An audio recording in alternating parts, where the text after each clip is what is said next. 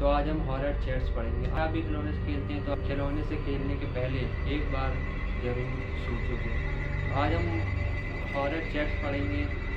दुकान सबसे पहले एक दुकान की फ़ोटोस आती है और ये दुकान की शटर लगी है। नीचे मैसेज आता है लकी भैया का, अभी 5 भी नहीं बजे और तूने दुकान बंद कर दी। तुझे कहा था ना कि 9 के पहले दुकान बंद मत करना।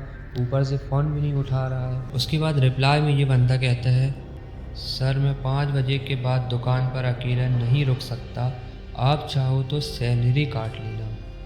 भाई ये दुकान बंद कर दिया, कुछ तो गड़बड़ है ना। तुझे दुकान चलाने के लिए रखा है या ज़ुबान लड़ाने के लिए? तुझे कल भी कहा था ना कि अगर ये नौकरी करनी है तो मेहनत से करना पड़ेगा। नई दुकान ऐसे आए दिन बंद रहेगी तो चलेगी कैसे? सही बात है भाई, अगर कोई दुकान बंद रहेगी तो कोई सामान वाला क्यों खरीदेगा, आप बताओ। अगर रोज़ दुकान खुलेगी जब तक उससे सामान खरीदने जाएंगे नहीं। उसके बाद वो मैसेज करता है, सर मैं पहले भी आपकी पुरानी खिलौनों की दुकान पर काम कर चुका हूँ। आप जानते हो कि मैं मेहनत से काम करता हूँ, लेकिन ये नई दुकान यहाँ कुछ गड़बड़ है। इसके बाद भाई लकी भैया मैसेज करते हैं, फिर तो शुरू हो गया। सर प्लीज़ मेरी बात मानिए, यहाँ के खिलौने अपने आप अपनी जगह बदल लेते हैं, अपने आप चालू हो जाते हैं। कभी कभी लगता है जैसे आपस में बात कर रहे हूँ। मैं अंधेरा होने के बाद इस दुकान में नहीं रुक सकता। उसके बाद भाई लकी भैया कहते हैं, तू नशा करता है क्या? मेरी नई दुकान का नाम खराब कर देगा तू तो।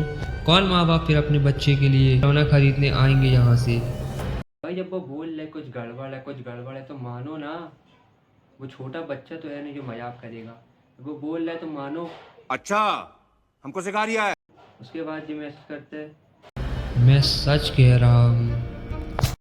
इसके बाद भाई लकी भैया मैसेज करते हैं, बकवास बंद कर और अभी वापस आ दुकान पर, वरना नौकरी से हाथ धो देगा। सर प्लीज़ मुझे इस नौकरी की बहुत ज़रूरत है। तो वापस आ और मेहनत से काम कर। आज तो मैं भी रात तक रुकूंगा ये देखने के लिए कि तू कैसा काम करते है। चलो जब चलिए रुकेगा देखेगा। अब सही पता चलेगा कि वो सही कह रहा था या नहीं। सच में उस दुकान में कोई है या नहीं, अब वो मालिक खुद देखेगा। फ्यू डे लेटर, कुछ दिनों के बाद अभी लकी भैया थे तो आज भैया आ गए। इनका जो काम इनके यहाँ जो करता रहा वो मैसेज करता है, हेलो भैया, अब लकी सर की हालत कैसी है? मतलब लकी जो दुकान का मालिक था उसके साथ ज़रूर तो कुछ हुआ है, ज़रूर उसके साथ कुछ हुआ है। मेरे को तो लगता है कि जो रात में रुका था ना, कि जब वो बोलता था मैं भी रात तक रुकूंगा, लग रहा था अभी कुछ गड़बड़ हुई है, आगे बढ़ते हैं। उसके बाद ये भाई मैसेज करता है, पहले जैसे ही है राजू, कोई भी उनके पास जाता है तो चीखने लगते हैं, कहते हैं कि खिलौने उन्हें मार देंगे। वो खिलौनों को कंट्रोल करती है। लकी भैया तो गए। पता नहीं क्या अनाप शनाप डॉक्टर्स उन्हें कंट्रोल करने के लिए सेडेटिव दे रहे हैं। पता नहीं क्या हो गया है उन्हें। भाई क्या हो गया, जब वो बोल रहा, जब वो बंदा बता रहा है कि घर में कुछ है, घर में कुछ है, देख लो देख नहीं, लेकिन नहीं मानना है, भूत पर विश्वास नहीं करना है। फिर मैसेज करता है, भैया एक बात कहूँ, ये सब अपनी नई दुकान के खिलौनों की वजह से तो नहीं हो रहा। वो खिलौने अपने आप चलने लगते हैं, उनमें कुछ तो गड़बड़ है। उस रात जब मैं दुकान से निकला तब भैया वहीं थे। मैंने उनसे साथ चलने को कहा तो उन्होंने बोला कि वो हिसाब पूरा करके निकलेंगे। उसके बाद मैं घर आ गया और दूसरे दिन भैया दुकान में ऐसी पागलपन की हालत में बंद मिले। हो सकता है ये सब उन खिलौनों की वजह से हुआ हो। वो है उस खिलौनों की वजह से। भैया को तो हरी हरी सूझ रही थी। उसके बाद भैया मैसेज करते हैं, मुझे इन सब बातों पर भरोसा नहीं है, लेकिन उस रात लकी ने मुझे ये वीडियो भेजा था और कॉल करके कहा था कि दुकान की चीज़ों में कुछ अजीब सी हरकत हो रही है। कुछ वीडियो है लकी की दुकान की, आपको दिखाते हैं वीडियो।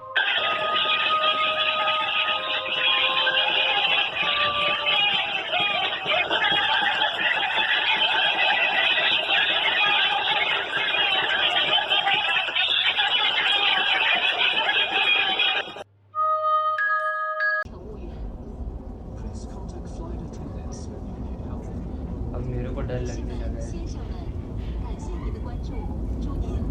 आवाज़ का है क्या आ रही भाई? लेकिन हमारी दुकान खुलने के पहले जो कपड़ों की दुकान वहाँ थी उनके साथ तो कभी कुछ ऐसा नहीं हुआ, तो अपने साथ ऐसा क्यों हो रहा है? पता नहीं भैया, लेकिन मुझे तो वहाँ काम करने में अब बहुत डर लग रहा है। राजू, तुम डरो मत, मन में वहम मत पालो।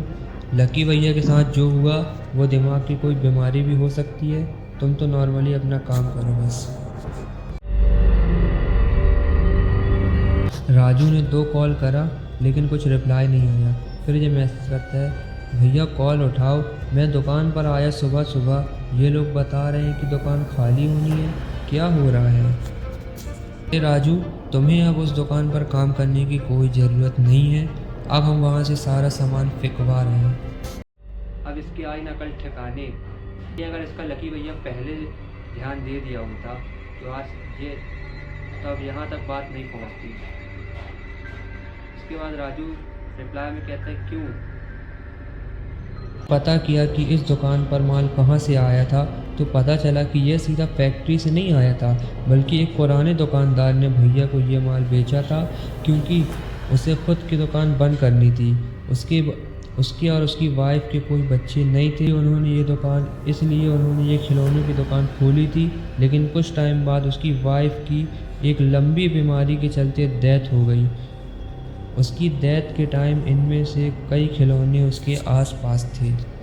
और मतलब फैक्ट्री से किसी और ने लिया, किसी और के घर से इनके यहाँ आया, तो इसका मतलब गड़बड़ कहीं बीच में हुई है। नहीं सारुण के यहाँ कुछ तो गड़बड़ है, जरूर कोई ना कोई गड़बड़। वाइफ की जो आत्मा है वो लग रहा है इन लोग के साथ आ गई है। आपको अब यकीन हुआ कि इन खिलौनों में कुछ गड़बड़ है? राजू कह रहा था पहले ही से ध्यान दे दो, लेकिन नहीं, अब आँख खुली। हाँ, इसके अलावा भी कुछ है। याद है लकी भैया के साथ जो हुआ, उसके बाद हमने दुकान पर सीसीटीवी कैमरास लगवाए थे। हाँ। अच्छा, सीसीटीवी कैमरे। अच्छा, इन सब घटना के बाद चलो थोड़ा तो इन लोग के पास अकल आई कि चलो कुछ तो लगवाया, कुछ तो ध्यान दिए इन लोगों ने। उसके बाद राजू रिप्लाई करता है हाँ। उनमें से एक ने ये फुटेज रिकॉर्ड की। एक कैमरे की ये फुटेज आओ देखते हैं।